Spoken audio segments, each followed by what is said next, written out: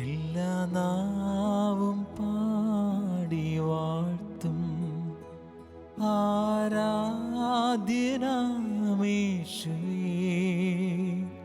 സ്തോത്രയാഗം അർപ്പിച്ചെന്നും അങ്ങേ വാഴ്ത്തി സ്തുതിച്ചിടുന്നു. എല്ലാ നാവും പാടി വാഴ്ത്തും ആരാധ്യനാമേശുവേ. സ്തോത്രയാഗം അർപ്പിച്ചെന്നും അങ്ങേ വാഴ്ത്തി സ്തുതിച്ചിടുന്നു. യോഗ്യൻ നീ യേശുവേ, സ്തുതികൾക്ക് യോഗ്യൻ നീ. യോഗ്യൻ നീ, യോഗ്യൻ നീ, ദൈവക്കുഞ്ഞാടേ നീ യോഗ്യൻ. യോഗ്യൻ നീ യേശുവേ, സ്തുതികൾക്ക് യോഗ്യൻ നീ. യോഗ്യൻ നീ, യോഗ്യൻ നീ, ദൈവക്കുഞ്ഞാടേ നീ യോഗ്യൻ. യോഗ്യൻ നീ യേശുവേ, സ്തുതികൾക്ക് യോഗ്യൻ നീ. യോഗ്യൻ നീ, യോഗ്യൻ നീ, ദൈവക്കുഞ്ഞാടേ നീ യോഗ്യൻ. കർത്താവേ, ലോകത്തിൻ്റെ പാപങ്ങൾ നീക്കുന്ന ദിവ്യ കുഞ്ഞാടെ, അവിടുത്തെ മരണത്താലും രക്തത്താലും ഞങ്ങളുടെ പാപങ്ങൾ മോചിക്കുകയും കടങ്ങൾ ഇളച്ചു തരികയും ഞങ്ങളെ വീണ്ടെടുക്കുകയും ചെയ്തുവല്ലോ. അവിടുത്തെ സ്നേഹത്തെ ഓർത്ത് ഞാൻ അങ്ങയെ സ്തുതിച്ച് ആരാധിക്കുന്നു. അവിടുത്തെ സഹനത്തിനും മരണത്തിനും കാരണമായ എൻ്റെ ലോകം മുഴുവൻ്റെയും പാപങ്ങൾ ഓർത്ത് അനുതപിച്ച് അവിടുത്തെ കരുണയ്ക്കും പാപമോചനത്തിനും വേണ്ടി ഞാൻ പ്രാർത്ഥിക്കുന്നു. കർത്താവ്, എനിക്ക് വേണ്ടി മാത്രമല്ല, എല്ലാ മനുഷ്യരുടെയും പാപങ്ങൾക്ക് പരിഹാരമായി ഞാൻ അങ്ങയോട് മാപ്പ് ചോദിച്ച് അവിടുത്തെ കരുണയ്ക്ക് വേണ്ടി ഇന്ന് പ്രത്യേകമായിട്ട് പ്രാർത്ഥിക്കുന്നു. കർത്താവേ, ഞങ്ങൾ കുറേ മനുഷ്യരുടെ അനുതാപവും പ്രാർത്ഥനയും എല്ലാം സ്വീകരിച്ച് അവിടുന്ന് ലോകത്തോട് കരുണ കാണിക്കുന്നത് ഓർത്ത് നന്ദി പറയുന്നു. അവിടുന്ന് ഞങ്ങളെ സംരക്ഷിച്ച് പരിപാലിക്കുന്നത് ഓർത്ത് നന്ദി പറയുന്നു. ഈശോയെ നന്ദി, ഈശോയെ സ്തുതി, ഈശോയെ മഹത്വം, ഈശോ ആരാധന. Hallelujah, hallelujah, hallelujah. യോഗ്യൻ നീ യേശുവേ, സ്തുതികൾക്ക് യോഗ്യൻ നീ. കർത്താവേ, സ്തുതിയും ആരാധനയും സ്വീകരിക്കുവാൻ നീ അർഹനാണെന്ന് ഏറ്റു പറയുന്നു. നീ മാത്രമാണ് അർഹനെന്ന് ഏറ്റു പറയുന്നു. നീ യോഗ്യൻ. യോഗ്യൻ നീ യേശുവേ, സ്തുതികൾക്ക് യോഗ്യൻ നീ. യോഗ്യൻ നീ, യോഗ്യൻ നീ, ദൈവക്കുഞ്ഞാടേ നീ യോഗ്യൻ. കർത്താവായ ഈശോയെ, അവിടുന്ന് ഞങ്ങളോട് പറഞ്ഞ ഒരു തിരുവചനത്തെപ്പറ്റി ഞങ്ങൾ ധ്യാനിക്കുകയും പ്രാർത്ഥിക്കുകയും ചെയ്യുകയാണ്. ഈ സമയത്ത് അവിടുന്ന് തന്നെ ഞങ്ങളെ പ്രചോദിപ്പിക്കണമേ. അവിടുന്ന് തന്നെ ഞങ്ങൾക്ക് സൗഖ്യം തരണമേ എന്ന് പ്രാർത്ഥിക്കുകയും ചെയ്യുകയാണ്.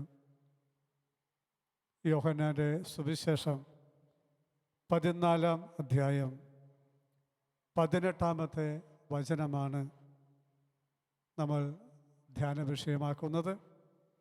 ആ വചനം ഇങ്ങനെയാണ്: ഞാൻ നിങ്ങളെ അനാഥരായി വിടുകയില്ല, ഞാൻ നിങ്ങളുടെ അടുത്തേക്ക് വരും. ഞാൻ നിങ്ങളെ അനാഥരായി വിടുകയില്ല, ഞാൻ നിങ്ങളുടെ അടുത്തേക്ക് വരും. ഒരുപക്ഷെ മനുഷ്യൻ അനുഭവിച്ച അഥവാ അനുഭവിക്കുന്ന ഏറ്റവും വലിയ വേദന ഏതാണെന്ന് ചോദിച്ചാൽ അതൊരു തരം അനാഥത്വ ചിന്തയാണ്. എന്നെ മനസ്സിലാക്കുവാൻ, സ്നേഹിക്കുവാൻ, അംഗീകരിക്കുവാൻ, ആദരിക്കുവാൻ എനിക്ക് ആരുമില്ലല്ലോ എന്ന ഒരു തിരിച്ചറിവ് നൽകുന്ന വേദന. ഒരുപക്ഷെ ഒരാൾ അനുഭവിക്കുന്ന ഏറ്റവും വലിയ മനപ്രയാസം. ചോദിച്ചാൽ എല്ലാവരും ഉണ്ട്, പക്ഷേ കാര്യത്തോടടുക്കുമ്പോൾ ആരുമില്ല എന്ന അവസ്ഥ. എല്ലാവരുമുള്ള ഒരനാഥൻ, ഒരനാഥ. എല്ലാവരുമുള്ള ഒരു ആരുമില്ലാത്തവൻ, ഒരു ആരുമില്ലാത്തവൾ. പ്രിയപ്പെട്ടവരെ, സാമാന്യ ബുദ്ധി വെച്ച് ചിന്തിച്ചാൽ ഞാൻ പറയുന്നത് വിഡ്ഢിത്തരമാണ്. കാരണം എല്ലാവരും ഉള്ള ഒരാൾക്ക് എങ്ങനെ അനാഥനും അനാഥയുമാകാൻ പറ്റും? പറ്റത്തില്ല. എന്നാൽ ന്യായവും യുക്തിയുമൊക്കെ വിട്ട് നമ്മൾ ജീവിത അനുഭവത്തിലേക്ക് നോക്കുക, നമ്മുടെയും മറ്റുള്ളവരുടെയും. അപ്പോൾ നമുക്ക് കാണാൻ പറ്റും, എല്ലാവരും ഉള്ളപ്പോഴും ഒത്തിരി പേർക്ക് ആരുമില്ല എന്നൊരു തോന്നലുണ്ട്. അതിൻ്റെ വേദനയും വിഷമങ്ങളുമുണ്ട്. ഇങ്ങനെ ഒരു വേദന ഒരുപാട് മനുഷ്യർക്കുണ്ട് എന്ന് ഞാൻ മനസ്സിലാക്കിയത് ഒരിക്കൽ എൻ്റെ അടുത്ത് സങ്കടം പറയാൻ വന്ന ഒരു വ്യക്തി എന്നോട് ചോദിച്ച ഒരു ചോദ്യത്തിൽ നിന്നാണ്.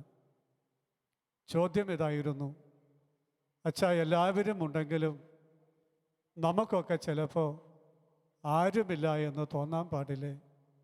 പ്രിയപ്പെട്ടവരെ, ഞാൻ ഒരിക്കലും ചിന്തിക്കുകയോ വിചാരിക്കുകയോ ചെയ്യാതിരുന്ന ഒരു കാര്യമാണ് അവർ പറഞ്ഞത്. എല്ലാവരും ഉണ്ടെങ്കിലും നമുക്കൊക്കെ ചിലപ്പോൾ ആരുമില്ല എന്ന് തോന്നാൻ പാടില്ലേ? അന്ന് മുതലാണ് ഈ എല്ലാവരുമുള്ള ആരുമില്ലാത്തവരെ പറ്റി ഞാൻ ചിന്തിച്ചത്. പിന്നീട് അങ്ങനത്തെ ഒത്തിരി പേരെ കാണാനും കേൾക്കാനും ഒക്കെ ഇട വന്നു. ഭാര്യയോടൊപ്പം ജീവിക്കുന്ന അനാഥരായ ഭർത്താക്കന്മാരെ കണ്ടിട്ടുണ്ട്. ഭർത്താവിനോടൊപ്പം ജീവിക്കുന്ന അനാഥത്വം അനുഭവിക്കുന്ന ഭാര്യമാരെ കണ്ടിട്ടുണ്ട്. മാതാപിതാക്കളോടൊപ്പം ജീവിക്കുന്ന അനാഥത്വം അനുഭവിക്കുന്ന മക്കളെ കണ്ടിട്ടുണ്ട്. മക്കളുണ്ടായിട്ടും മക്കളുടെ കൂടെ കഴിഞ്ഞിട്ടും അവരുടെ പെരുമാറ്റം മോശമായതുകൊണ്ട് അനാഥത്വം അനുഭവിക്കുന്ന മാതാപിതാക്കളെ കണ്ടിട്ടുണ്ട്. സഹോദരി സഹോദരന്മാരുണ്ടായിട്ടും പരസ്പരം വഴക്കടിച്ചും ഭിന്നിച്ചും കേസ് കൊടുത്തും ചൂഷണം ചെയ്തുമൊക്കെ അവരുടെ ഒരു സപ്പോർട്ടുമില്ലാതെ അഥവാ അവരുടെ ഉപദ്രവം മാത്രം ഏറ്റുവാങ്ങി അനാഥത്വം അനുഭവിക്കുന്ന കൂടപ്പിറപ്പുകളെ കണ്ടിട്ടുണ്ട്. വീടും നാടുമൊക്കെ ഉപേക്ഷിച്ച് സഭയ്ക്കും ലോകത്തിനും വേണ്ടി ഇറങ്ങിപ്പുറപ്പെട്ടിട്ട് ഒത്തിരി അധ്വാനിക്കുകയും സേവനം ചെയ്യുകയൊക്കെ ചെയ്തിട്ട് ആർക്ക് വേണ്ടി അധ്വാനിച്ചുവോ, ആർക്ക് വേണ്ടി കഷ്ടപ്പെട്ടുവോ, ആർക്ക് വേണ്ടി പ്രാർത്ഥിച്ചുവോ അവരാൽ തന്നെ അനാഥത്വം അനുഭവിക്കുന്ന വൈദികരെ, സിസ്റ്റേഴ്സിനെയും കണ്ടിട്ടുണ്ട്. ഏത് രാജ്യത്ത് നിന്നാലും, ഏത് പ്രായത്തിലുള്ളവരെ എടുത്താലും, ഏത് ജീവിത അന്തസ്സിലുള്ളവരെ എടുത്താലും എല്ലാവരിലും ഇടയ്ക്ക് ഈ അനാഥത്വത്തിൻ്റെ വേദന അനുഭവിക്കുന്നവർ ഉണ്ട് എന്നാണ് സത്യം. ഈ വേദന ആരോടും പലപ്പോഴും പറയാനും പറ്റത്തില്ല. ആരോടും പറയാൻ പറ്റത്തില്ല. ഇത് ഉള്ളിൽ ഒടുക്കി കൊണ്ടു നടക്കുക. ഈ വേദന മനസ്സിൽ കിടക്കുന്നതുകൊണ്ട് ജീവിതം മൊത്തം ഒരു തളർന്ന അവസ്ഥയിലാണ്, ഒരു നിർജീവ അവസ്ഥയിലാണ്, ഒരു സങ്കട അവസ്ഥയിലാണ്. ജീവിതത്തിനൊരു ഉന്മേഷമില്ല, ഒരു ഉണർവില്ല, ഒരു സന്തോഷമില്ല. അങ്ങനെ ജീവിക്കുന്ന ഒരുപാട് ആളുകളുണ്ട്. എല്ലാവരും ഉണ്ടായിട്ടും അറിവില്ലാത്തവരെ പോലെ ജീവിക്കുന്നവർ. നമ്മുടെ പല കുടുംബങ്ങളിലേക്ക് കടന്നു ചെന്നാൽ എത്രയോ ഭർത്താക്കന്മാർ ഭാര്യമാരുടെ പെരുമാറ്റം മോശമായതുകൊണ്ട് കുത്തുവാക്കും പരിഹാസവുമൊക്കെ കേട്ട് ഈ അനാഥത്വം അനുഭവിച്ച് ജീവിക്കുന്നുണ്ട്. അതുപോലെ എത്രയോ ഭാര്യമാർ ഭർത്താക്കന്മാരുടെ അവഗണന കാരണം, വഴക്കു കാരണം, മറ്റ് പ്രശ്നങ്ങൾ കാരണം അനാഥരായി ജീവിക്കുന്നുണ്ട്. ഭർത്താവ് ഭാര്യയും തമ്മിൽ മിണ്ടില്ല, കാണില്ല, സഹായിക്കില്ല.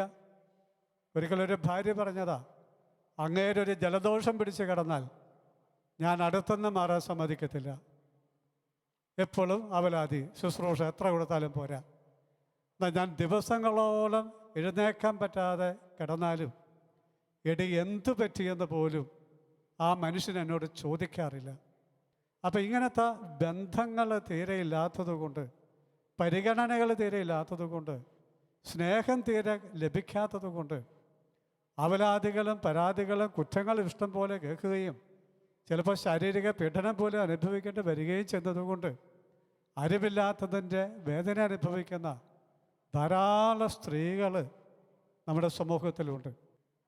പല ഭാര്യമാരും മക്കളും എന്നോട് ചോദിച്ചിട്ടുണ്ട്, എൻ്റെ അച്ഛൻ വൈകുന്നേരം എല്ലാവരും എത്തുന്ന ഏക സ്ഥലമാണ് വീട്. ആ വീട്ടിൽ പോലും കഴിയാൻ പറ്റില്ലെങ്കിൽ, ആ വീട്ടിൽ പോലും കഴിയാൻ പറ്റില്ല, ഞങ്ങൾ പിന്നെ എങ്ങോട്ടാണ് പോണേ? എത്രയോ ഭാര്യമാർ രാത്രി വീടിനെ പുറത്തിരുന്ന് നേരം വെളുപ്പിക്കുന്നവരുണ്ട്. ഭാര്യയെ വീട്ടിൽ കയറ്റാത്ത ഭർത്താക്കന്മാരുണ്ട്, ഭർത്താവിനെ വീട്ടിൽ കയറ്റാത്ത ഭാര്യമാരുണ്ട്. ഒരിക്കലൊരു ഭർത്താവിനോട് പറഞ്ഞതാ, ഞാൻ രാത്രിയിൽ ഒരു കാറുണ്ട്, അതിനൊരു താക്കോലുമുണ്ട്, അതിൻ്റെ അകത്തിരുന്നാണ് നേരം വെളുപ്പിക്കുന്നത്. ഭാര്യ വീടിൻ്റെ താക്കോലെല്ലാം കൈക്കലേക്ക് എന്നെ വീട്ടിൽ കയറ്റൂല. അപ്പോൾ ഇവിടെയൊക്കെ എന്താ സംഭവിക്കുന്നതെന്ന് ചോദിച്ചാൽ, ഒന്നെങ്കിൽ ഭർത്താവിനെ തോൽപ്പിക്കാൻ ചെയ്യുന്ന, അല്ലെങ്കിൽ ഭാര്യയെ തോൽപ്പിക്കാൻ ചെയ്യുന്നതാ. പക്ഷെ എന്താ സംഭവിക്കുന്നത്? ഞാൻ മനസ്സിലാക്കിയ ഒരു കാര്യമുണ്ട്, ഭാര്യയെ തോൽപ്പിച്ചിട്ട് ഒരു ഭർത്താവിനും ജീവിതമില്ല. ഭർത്താവിനെ തോൽപ്പിച്ചിട്ട് ഒരു ഭാര്യയ്ക്കും ജീവിതം ഇല്ല. ജയിച്ച രണ്ടുപേരും കൂടി ജയിച്ചു, തോറ്റ രണ്ടുപേരും കൂടി തോറ്റു. അതുകൊണ്ട് ജീവിത പങ്കാളിയെ തോൽപ്പിക്കാൻ വേണ്ടിയുള്ള യുദ്ധത്തിൽ പലരും പങ്കാളിയെയും തോൽപ്പിക്കുന്നു, സ്വന്തം ജീവിതവും പരാജയപ്പെടുത്തുന്നു, ആ കൂടത്തിൽ മക്കളുടെ ജീവിതവും പരാജയപ്പെടുക. അപ്പോൾ ഇങ്ങനെ ചുരുക്കി പറഞ്ഞാൽ ജീവിതത്തിൻ്റെ എല്ലാ മേഖലകളിലും സ്വന്തമെന്ന് പറയാൻ എല്ലാവരും ഉണ്ടായിട്ടും ആരുടെയും അംഗീകാരവും പരിഗണനയും ശുശ്രൂഷയൊന്നും കിട്ടാതെ ജീവിക്കുന്നവരുണ്ട്. ഒരുപക്ഷെ ഇന്ന് നമ്മൾ ഈ സമയത്ത് ഇവിടെ ഇരിക്കുമ്പോൾ നമ്മളിൽ പലരും, വിവാഹിതരായ പലരും ജീവിത പങ്കാളിയോട് മിണ്ടിയിട്ടതിൻ്റെ ദിവസങ്ങളായിട്ടുണ്ടാകും. അഥവാ ജീവിത പങ്കാളിയെ ചീത്ത വിളിച്ചിട്ടായിരിക്കും ഇപ്പോൾ ഇവിടെ വന്നിരിക്കുന്നത്. അഥവാ പങ്കാളിയുടെ വഴക്ക് കേട്ട ആ കണ്ണുനീരുമായിട്ടായിരിക്കും ഇവിടെ ഇരിക്കുന്നത്. അഥവാ മക്കളെ ആവശ്യമില്ലാതെ ചീത്ത പറഞ്ഞതിൻ്റെ മാനസിക സമ്മർദ്ദമായിട്ട് അവിടെ ഇരിക്കുന്നത്. അല്ലെ, മാതാപിതാക്കളെ വേണ്ടാത്ത വിധത്തിൽ ഉപദ്രവിച്ചതിൻ്റെ ആത്മസംഘർഷവുമായിട്ട് വെറുപ്പുമായിട്ടായിരിക്കും ചില ഇവിടെ ഇരിക്കുന്നത്. ചുരുക്കി പറഞ്ഞാൽ നമ്മുടെ എല്ലാ അനാഥത്വ ചിന്തകളും മാറി എനിക്ക് ആരൊക്കെയോ ഉണ്ട്, എനിക്ക് അപ്പനുണ്ട്, അമ്മയുണ്ട്, മാതാപിതാക്കളുണ്ട്, മക്കളുണ്ട്, ഭാര്യയുണ്ട്, ഭർത്താവുണ്ട് എന്ന് ചിന്തിച്ച് ഒരു സമാധാനവും സൗഖ്യവും ശക്തിയും നേടേണ്ട നമ്മുടെ വീട് തന്നെയാണ് ഏറ്റവും വലിയ അനാഥത്വത്തിൻ്റെ ഫാക്ടറി. ഈ ഒരു പശ്ചാത്തലത്തിൽ യേശു പറഞ്ഞ ഈ വചനം പ്രസക്തമാണ്. എല്ലാവരും നിങ്ങളെ കൈവിട്ടെന്ന് വരും, മനസ്സിലാക്കുന്നവരില്ല, തെറ്റിദ്ധരിക്കും, കുറ്റപ്പെടുത്തും, വേണ്ടതിനും വേണ്ടാത്തതിനുമൊക്കെ ചീത്ത വിളിക്കും, ഒരു സഹായവും ചെയ്തില്ല, ഒരു നന്മയും ചെയ്യത്തില്ല, ചെയ്യേണ്ട നീതി പോലും ചെയ്യത്തില്ല. ഇതൊക്കെ എനിക്കറിയാം. അതുകൊണ്ട് ഞാൻ നിന്നെ ഉപേക്ഷിക്കില്ല, ഞാൻ നിന്നെ അനാഥനും അനാഥിയായി വിടില്ല, ഞാൻ നിന്നെ കൈവിടുകയില്ല, ഞാൻ നിൻ്റെ അടുത്തേക്ക് വരും. ഇതാണ് കർത്താവ് തരുന്ന വാഗ്ദാനം. ആര് കൈവിട്ടാലും കൈവിടാത്ത ഒരു ദൈവം നമുക്കുണ്ട്. ആര് മറന്നാലും മറക്കാത്ത ഒരു ദൈവം നമുക്കുണ്ട്. ആര് സ്നേഹിക്കാത്തപ്പോഴും സ്നേഹിക്കുന്ന ഒരു ദൈവം നമുക്കുണ്ട്. ആര് ക്ഷമിക്കാത്തപ്പോഴും ക്ഷമിക്കുന്ന ഒരു ദൈവം നമുക്കുണ്ട്. കണ്ണുനീര് തുടയ്ക്കാൻ ഒരു കൈയും നീണ്ടുവരാനില്ലാത്തപ്പോഴും കണ്ണുനീര് തുടയ്ക്കുന്ന, കണ്ണുനീരിൻ്റെ കാരണങ്ങളെ മാറ്റിക്കളയുന്ന ഒരു ദൈവം നമുക്കുണ്ട്. വീഴാൻ തുടങ്ങുമ്പോൾ ഒന്ന് താങ്ങി നിർത്താൻ ഒരു കരവും നീണ്ടുവരുന്നില്ലെങ്കിൽ നമ്മളെ താങ്ങി നിർത്തുന്ന ദൈവത്തിൻ്റെ കരമുണ്ട്. അഥവാ കരമുള്ള ഒരു ദൈവം നമുക്കുണ്ട്. വീണെടുത്ത് നിന്ന് പിടിച്ചെഴുന്നേൽപ്പിക്കാൻ ഒരു കരവും നീണ്ടുവരുന്നില്ലെങ്കിൽ ദൈവത്തിൻ്റെ കരം നീട്ടി പിടിച്ചെഴുന്നേൽപ്പിക്കും. അതുകൊണ്ടാണ് കർത്താവ് പറഞ്ഞത്, ഞാൻ നിന്നെ അനാഥനും അനാഥയുമായി വിടുകയില്ല, ഞാൻ നിൻ്റെ അടുത്തേക്ക് വരും. യോഹന്നാന്റെ സുവിശേഷം 16-ാം അധ്യായം 22-ാമത്തെ വചനത്തിൽ കർത്താവ് പറഞ്ഞു, ഇപ്പോൾ നിങ്ങളും ദുഃഖിതരാണ്, എന്നാൽ ഞാൻ നിങ്ങളുടെ അടുത്തേക്ക് വരും, ഞാൻ വീണ്ടും നിങ്ങളെ കാണും, അപ്പോൾ നിങ്ങളുടെ ഹൃദയം സന്തോഷിക്കും, ആ സന്തോഷം ആരും നിങ്ങളിൽ നിന്ന് എടുത്തു കളയുകയില്ല. അപ്പോൾ ദുഃഖിച്ചിരിക്കുന്ന ഒരു വ്യക്തിയെ കർത്താവായ യേശു വ്യക്തിപരമായി സന്ദർശിക്കുമ്പോൾ അവരുടെ മനസ്സിൽ കിടക്കുന്ന ദുഃഖങ്ങൾ വിട്ടുപോകും. ആ സ്ഥാനത്ത് ഒരു സന്തോഷം നിറയും. ആ സന്തോഷത്തിനൊരു പ്രത്യേകത ഉണ്ടെന്ന് കർത്താവ് പറഞ്ഞു. ആ സന്തോഷം തരാനായിട്ടൊരു മനുഷ്യനും കഴിയില്ല, ഒരു വസ്തുവിനും കഴിയില്ല. അത് തരാൻ ദൈവത്തിന് മാത്രമേ കഴിയൂ. അപ്പോൾ മറ്റാർക്കും മറ്റൊരു വസ്തുവിനും തരാൻ കഴിയാത്ത ദിവ്യമായ, ഉന്നതമായ, സ്വർഗീയമായ ഒരു ആനന്ദം കൊണ്ട് നിൻ്റെ മനസ്സിനെ ഞാൻ നിറയ്ക്കാം. ദുഃഖങ്ങൾ എടുത്ത് മാറ്റാം, ഒരു ആനന്ദം കൊണ്ട് ഞാൻ നിറയ്ക്കാം എന്ന് കർത്താവ് നമ്മളോട് പറയുക. ആ കർത്താവിൻ്റെ സന്നിധിയിലാണ് നമ്മൾ ഇപ്പോൾ ഇരിക്കുന്നത്. അതുകൊണ്ട് നമ്മൾ ആരുടെയൊക്കെ മനസ്സിൽ ഈ അനാഥത്വത്തിൻ്റെ വിഷമങ്ങളുണ്ടെങ്കിൽ, തിരസ്കരിക്കപ്പെട്ടതിൻ്റെ, തെറ്റിദ്ധരിക്കപ്പെട്ടതിൻ്റെ, സ്നേഹിക്കപ്പെടാതെ പോയതിൻ്റെ, മനസ്സിലാക്കിപ്പെടാതെ പോയതിൻ്റെ, അകാരണമായി കുറ്റം വിധിച്ചതിൻ്റെ ഒക്കെ വേദനകൾ ഇപ്പോൾ നമ്മുടെ മനസ്സിൽ തങ്ങി നിൽക്കുന്നുണ്ടെങ്കിൽ, അത്തരം ഓർമ്മകൾ നമ്മളിലുണ്ടെങ്കിൽ കർത്താവിന് നമുക്കതെല്ലാം സമർപ്പിക്കാം. ഇതെല്ലാം കണ്ടുകൊണ്ടാണ് കർത്താവ് പറഞ്ഞത്, ആരൊക്കെ കൈവിട്ടാലും ഞാൻ കൈവിടുകയില്ല, ആരും മനസ്സിലാക്കിയില്ലെങ്കിലും ഞാൻ മനസ്സിലാക്കും, ആര് തള്ളിക്കളഞ്ഞാലും ഞാൻ തള്ളിക്കളയില്ല, ആരുപേക്ഷിച്ചാലും ഞാൻ ഉപേക്ഷിക്കില്ല, ആരും കണ്ണുനീര് തുടയ്ക്കാനില്ലെങ്കിൽ എൻ്റെ കൈകൊണ്ട് ഞാൻ കണ്ണുനീര് തുടച്ചു തരും, ആരും നിൻ്റെ പ്രശ്നങ്ങൾ പരിഹരിക്കാനില്ലെങ്കിൽ ഞാൻ ഇടപെട്ട് പരിഹരിക്കും, ആരും നിന്നെ വീഴാതെ താങ്ങി നിർത്താനില്ലെങ്കിൽ ഞാൻ നിന്നെ താങ്ങി നിർത്തും, നീ വീണു പോയെങ്കിൽ നിന്നെ പിടിച്ചെഴുന്നേൽപ്പിക്കാൻ ആരുമില്ലെങ്കിൽ ഇതാ എൻ്റെ കരം കൊണ്ട് ഞാൻ നിന്നെ പിടിച്ചെഴുന്നേൽപ്പിക്കും, നീ തളർന്നു പോയെങ്കിൽ എൻ്റെ ആത്മാവ് കൊണ്ട് നിന്നെ ഞാൻ ബലപ്പെടുത്തും. ഇത് പറയുന്ന കർത്താവിൻ്റെ മുമ്പിലാണ് നമ്മളിരിക്കുന്നത്. ഒരുപക്ഷെ നമ്മളിരിക്കുന്നത് രാവിലെയായിരിക്കാം, രാത്രിയിലായിരിക്കാം, ഏത് സമയവുമാകട്ടെ. നമ്മുടെ പുറകോട്ട് ചിന്തിച്ച് നോക്കുക. ഒരുപക്ഷെ വലിയ തെറ്റിദ്ധാരണയുടെ, വഴക്കുണ്ടാക്കിയതിൻ്റെ, മിണ്ടാത്തതിൻ്റെ ഒക്കെ വലിയ സംഘർഷം ഇപ്പം നമ്മുടെ മനസ്സിലുണ്ട്. ഒരുപക്ഷെ ജീവിത പങ്കാളിയുമായി ദിവസങ്ങളോളം മിണ്ടാത്തതിൻ്റെ സംഘർഷമുണ്ട്. ഒരുപക്ഷെ ജീവിത പങ്കാളിയുടെ അതിശക്തമായ വഴക്കുണ്ടാക്കിയതിൻ്റെ സംഘർഷം നമ്മുടെ മുമ്പിലുണ്ട്. അല്ലെ നമ്മുടെ കൂട്ടത്തിലുള്ള മറ്റാരോടെങ്കിലും അകാരണമായി വഴക്കുണ്ടാക്കിയതിൻ്റെ, കോപിച്ചതിൻ്റെ, വേണ്ടാത്ത വർത്തമാനം പറഞ്ഞതിൻ്റെ സംഘർഷം നമ്മുടെ മനസ്സിലുണ്ട്. ഇതെല്ലാമായിട്ട് നമുക്കിരിക്കുക. മനസ്സിലാകെയുള്ളത് കുറച്ച് മുറിവുകൾ, കുറച്ച് വേദനിപ്പിക്കുന്ന ഓർമ്മകൾ, കുറച്ച് സങ്കടപ്പെടുത്തുന്ന നെടുവീർപ്പുകൾ, ഇത് മാത്രമായിരിക്കും ഇപ്പം മനസ്സിലുള്ളത്. കർത്താവിനെ അവയെ സമർപ്പിക്കാം, ഈശോയോട് പറയാം, കർത്താവെ നീ പറഞ്ഞല്ലോ ഞാൻ നിന്നെ അനാഥനും അനാഥയുമായി വിടുകയില്ല, ഞാൻ നിൻ്റെ അടുത്തേക്ക് വരും. ഓ കർത്താവെ, നിൻ്റെ ആ വാക്കുകൾ എനിക്ക് പ്രത്യാശ പകരുന്നവയാണ്. അതുകൊണ്ട് നിൻ്റെ മുമ്പിൽ എൻ്റെ കൊച്ചു ജീവിതത്തെ ഞാൻ സമർപ്പിക്കുന്നു, എനിക്കേറ്റ മുറിവുകളെ ഞാൻ സമർപ്പിക്കുന്നു, അനാഥത്വത്തിൻ്റെ ഓർമ്മകളെ ഞാൻ സമർപ്പിക്കുന്നു, എന്നോട് ആ വിധത്തിൽ പെരുമാറിയ വ്യക്തികളെ ഞാൻ സമർപ്പിക്കുന്നു. കർത്താവെ, എനിക്ക് സൗഖ്യം വേണമെന്ന് നമുക്ക് പ്രാർത്ഥിക്കാം. എൻ്റെ അടുത്തേക്ക് വരണമേ എന്ന് പ്രാർത്ഥിക്കാം. എൻ്റെ അടുത്തേക്കല്ല, എൻ്റെ ഹൃദയത്തിലേക്ക് തന്നെ വരണമേ എന്ന് പ്രാർത്ഥിക്കാം. മറ്റാർക്കും തരാൻ കഴിയാത്ത, മറ്റാർക്കും എടുത്തു മാറ്റാൻ കഴിയാത്ത ദിവ്യമായ നിൻ്റെ ആനന്ദം കൊണ്ട്, നിൻ്റെ പരിശുദ്ധാത്മാവിലൂടെ നീ നൽകുന്ന ആനന്ദം കൊണ്ട് കർത്താവെ എൻ്റെ മനസ്സിനെ നിറയ്ക്കണമേ. അങ്ങനെ നീ നൽകുന്ന ഒരു സന്തോഷത്തിലേക്ക് എന്നെ ഒന്ന് പിടിച്ചുയർത്തണമേ എന്ന് നമുക്ക് പ്രാർത്ഥിക്കാം. നമ്മുടെ എല്ലാ വേദനകളും സമർപ്പിച്ചുകൊണ്ട് രക്ഷകനായ യേശുവേ, എൻ്റെ ജീവിതത്തിലേക്ക്, എൻ്റെ മുറിവുകളിലേക്ക് കടന്നു വരണമേ എന്ന് നമുക്ക് പ്രാർത്ഥിക്കാം. രക്ഷകനേശുവേ, എന്നിൽ വന്നിടണേ, എൻ മനസ്സിൻ്റെ ഭാരങ്ങൾ, ദുഃഖങ്ങൾ നീ കർത്താവെ, മനസ്സിലെ അകറ്റിടണേ. ഏറ്റവും വലിയ ഭാരം മറ്റാരും മനസ്സിലാക്കുന്നില്ല, സ്നേഹിക്കുന്നില്ല, ഒരു പരിഗണന കിട്ടുന്നില്ല, നിധി പോലും നിഷേധിക്കപ്പെട്ടെന്ന വേദനയാണ്. കർത്താവെ, വേദന എടുത്തു മാറ്റുവാനായി, ആ മുറിവിനെ ഉണക്കുവാനായി എൻ്റെ ജീവിതത്തിലേക്ക് വരണമേ എന്ന് ഏറ്റവും ആത്മാർത്ഥമായി, ഏറ്റവും ഹൃദയവേദനയോടുകൂടി ഞാൻ അങ്ങേ വിളിച്ച് പ്രാർത്ഥിക്കുന്നു. ഒരിക്കൽ കൂടി രക്ഷകനായ രക്ഷകനേശുവേ, ഹല്ലേലൂയ, ഹല്ലേലൂയ, എന്നിൽ വന്നിടണേ. എൻ മനസ്സിന്റെ ഭാരങ്ങൾ ദുഃഖങ്ങൾ നീ അകറ്റിടണേ. കർത്താവെ, അനാഥത്വം അനുഭവിക്കുന്ന എല്ലാ ഭർത്താക്കന്മാർക്കും വേണ്ടി ഞങ്ങൾ പ്രാർത്ഥിക്കുന്നു. അവരുടെ ജീവിത പങ്കാളിയിലൂടെ ഉണ്ടായ മുറിവുകളെ നീ സുഖപ്പെടുത്തണമേ, ഭാരങ്ങൾ നീ ഏറ്റെടുക്കണമേ.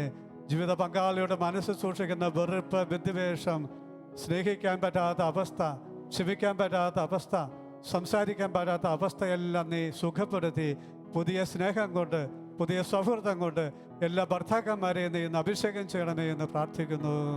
രക്ഷകനേശുവേ, എന്നിൽ വന്നിടണേ. എൻ മനസ്സിന്റെ ഭാരങ്ങൾ ദുഃഖങ്ങൾ നീ അകറ്റിടണേ. കർത്താവെ, എല്ലാ ഭാര്യമാരെയും സമർപ്പിക്കുന്നു. പ്രത്യേകിച്ച് അനാഥത്വത്തിന്റെ വേദനയിലൂടെ കടന്നു പോകുന്ന ഭാര്യമാരെ സമർപ്പിക്കുന്നു.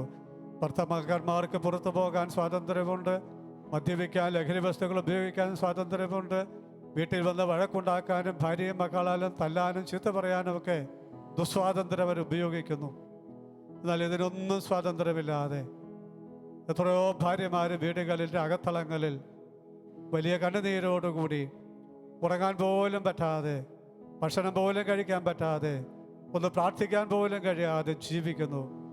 ഓ കർത്താവെ, ആ ഭാര്യമാരെയും ഭർത്താക്കന്മാരെയും സമർപ്പിക്കുന്നു. ആ ഭാര്യമാർക്ക് നീ സൗഖ്യം നൽകണമേ, അവരുടെ കണ്ണുനീരിൽ നിന്ന് ഒപ്പിയെടുക്കണമേ, ആ കണ്ണുനീരിൻ്റെ കാരണങ്ങളിൽ നിന്നേക്ക് കടന്നു ചെല്ലണമേ, വലിയ സൗഖ്യം തരണമേ. ആ ഭാര്യയും ഭർത്താക്കന്മാരും തമ്മിലുള്ള ഭിന്നതകൾ നീ എടുത്തു മാറ്റണമേ, മുറിവുകളെ നീ സുഖപ്പെടുത്തണമേ, പുതിയ സ്നേഹം കൊണ്ട് അവരെ നീ നിറയ്ക്കണമേ, അവരുടെ ജീവിതത്തെ വീണ്ടും നീ അർത്ഥമുള്ളതാക്കണമേ എന്ന് ഞങ്ങൾ പ്രാർത്ഥിക്കുന്നു. രക്ഷകനേശുവേ, കർത്താവേ, എന്നിൽ വന്നിടണേ. എൻ മനസ്സിന്റെ ഭാരങ്ങൾ ദുഃഖങ്ങൾ നീ അകറ്റിടണേ. കർത്താവേ, വിവാഹം കഴിച്ചിട്ടും ഒന്നെങ്കിൽ ജീവിത പങ്കാളി മരിച്ചു പോയത് കൊണ്ട് അനാഥത്വം അനുഭവിക്കുന്ന, ജീവിച്ചിരിക്കുന്ന വ്യക്തികളെ സമർപ്പിക്കുന്നു. വിവാഹമോചനം നേടി അകന്നു കഴിയുന്ന, അനാഥത്വം അനുഭവിക്കുന്നവരെ സമർപ്പിക്കുന്നു. പരസ്പരം അകന്ന് ജീവിക്കുന്നവരെ സമർപ്പിക്കുന്നു. കർത്താവേ, ഇവരുടെ എല്ലാ ജീവിതങ്ങളിലേക്ക് കടന്നു ചെന്ന് സൗഖ്യം നൽകണമേ, നിന്റെ സ്നേഹം കൊണ്ടവരെ നിറയ്ക്കണമേ എന്ന് ഞങ്ങൾ പ്രാർത്ഥിക്കുന്നു. ആദികാലം മുതൽ ഊറി നിന്നിടുന്ന ഭീതിയുൽ തിന്മ നിരാശകൾ ആശയാക്കിടണേ. കർത്താവെ, എല്ലാ മക്കളെയും ഞങ്ങൾ സമർപ്പിക്കുന്നു. കർത്താവെ, ചെറുപ്പക്കാരെ സമർപ്പിക്കുന്നു. പല വിധത്തിൽ മുറിവേറ്റ് ഒരു പക്ഷേ ചെയ്ത കുരുത്തക്കേട് കാരണം വീട്ടിൽ നിന്ന് അകന്ന്, വീട്ടുകാരുടെ വഴക്ക് കേട്ട് ഒക്കെ ജീവിക്കുന്നവരുണ്ട്. സ്വയം കുറ്റബോധത്തിൽ കഴിയുന്നവരുണ്ട്. അവർക്ക് വേണ്ടി ഞങ്ങൾ പ്രാർത്ഥിക്കുന്നു. അനേക കൊച്ചു മക്കളുണ്ട്, മാതാപിതാക്കളാൽ അനാഥരാക്കപ്പെട്ട് വീട്ടിൽ അംഗീകാരവും ആദരവും പരിഗണനയും കിട്ടാതെ ജീവിക്കുന്നവരുണ്ട്. കർത്താവ്, അങ്ങനെയുള്ള എല്ലാ മക്കളെയും സമർപ്പിച്ച് അവരുടെ ജീവിതത്തിലേക്ക്, അവരുടെ മുറിവുകളിലേക്ക്, അവരുടെ നിസ്സഹായതകളിലേക്ക് കടന്നു ചെല്ലണമേ, സൗഖ്യം നൽകണമേ. ആ മാതാപിതാക്കളെയും മക്കളെയും നീ പുതിയ സ്നേഹം കൊണ്ട് നിറയ്ക്കണമേ എന്ന് ഞങ്ങൾ പ്രാർത്ഥിക്കുന്നു. കോപനീരസങ്ങൾ, കർത്താവേ, ദ്വേഷവൈരാഗ്യങ്ങൾ, സ്തോത്രം, സർവവും എൻ്റെ ഹൃത്തിൽ നിന്നൂറ്റി നീ സ്നേഹം നിറയ്ക്കണേ. കർത്താവേ, വൈദിക സമർപ്പണ ജീവിതത്തിലുള്ള എല്ലാവരെയും സമർപ്പിക്കുന്നു. കർത്താവേ, ഒരുപാട് തെറ്റിദ്ധാരണകൾക്കും വിമർശനങ്ങൾക്കും വിധേയപ്പെടുന്നവരാണ് അവർ. ചെയ്യാത്ത കുറ്റത്തിന് പോലും അകത്തു നിന്നും പുറത്തു നിന്നും ആരോപണങ്ങൾ കേൾക്കേണ്ടി വരുന്നവരാണത്. അവഹേളനം ഏറ്റുവാങ്ങേണ്ടി വരുന്നവരാണത്. കർത്താവെ, ഒരുപക്ഷെ നന്മ ചെയ്തിട്ടും ഒരുപാട് വിമർശനങ്ങൾ ഏറ്റുവാങ്ങേണ്ടവരാണ് അവർ. പലപ്പോഴും ചാപ്പലിലൊക്കെ പോയിരുന്ന് തനിച്ചിരുന്ന് കരയുന്നവരുണ്ടല്ലോ ദൈവമേ. രാത്രിയിൽ പോയി കിടന്ന് കരയുന്നവരുണ്ടല്ലോ ദൈവമേ. അവരെ ഞങ്ങൾ സമർപ്പിക്കുന്നു. അവരുടെ വേദനകളിലേക്ക്, മുറിവുകളിലേക്ക്, അനാഥത്വത്തിൻ്റെ നൊമ്പരങ്ങളിലേക്ക് കർത്താവെ നീ കടന്നു വരണമേ. അവരുടെ ജീവിതത്തിൻ്റെ നൊമ്പരങ്ങൾ നീ ഏറ്റെടുക്കണമേ. മുറിവുകളെ നീ സുഖപ്പെടുത്തണമേ.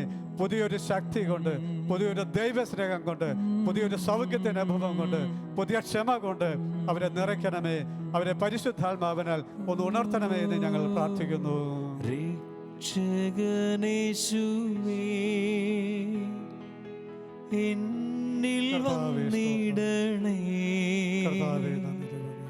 എൻ മനസ്സിൻ്റെ ഭാരങ്ങൾ, ദുഃഖങ്ങൾ നീ അകറ്റിടണേ. എല്ലാം സമർപ്പിച്ചുകൊണ്ട് കർത്താവിനെ ഒരിക്കൽ കൂടി നമ്മുടെ ജീവിതത്തിലേക്ക് ക്ഷണിക്കാം. കർത്താവ്, എന്നിലേക്ക് വരണമേ. നിന്റെ ശക്തിയും ചൈതന്യവും നിറയ്ക്കണമേ. എന്നെ വിട്ടുപോകാതെ എൻ്റെ കൂടെ ഉണ്ടായിരിക്കണമേ. നീയെങ്കിലും എൻ്റെ കൂടെയുണ്ടെന്നുള്ളൊരു ആത്മവിശ്വാസം കൊണ്ട് എന്നെ നയിക്കണമേ എന്ന് പ്രാർത്ഥിക്കുന്നു. നമുക്ക് ഓർത്തിരിക്കാം കർത്താവിൻ്റെ വാഗ്ദാനം, ഞാൻ നിന്നെ അനാഥനും അനാഥയുമായി വിടുകയില്ല, നിൻ്റെ അടുത്തേക്ക് ഞാൻ വരും. ഓ കർത്താവേ, എൻ്റെ അടുത്തേക്ക് വരണമേ. എന്നെ സുഖപ്പെടുത്തണമേ, എന്നെ ബലപ്പെടുത്തണമേ, എൻ്റെ മുറിവുണക്കണമേ, എന്നെ ശക്തിപ്പെടുത്തണമേ. അവിടുത്തെ ആശീർവാദം എനിക്ക് തരണമേ എന്ന് ഞാൻ പ്രാർത്ഥിക്കുന്നു. പരിശുദ്ധ ശരീരത്താലും വിലയേറിയ രക്തത്താലും പാപത്തിൻ കറകളിൽ നിന്നും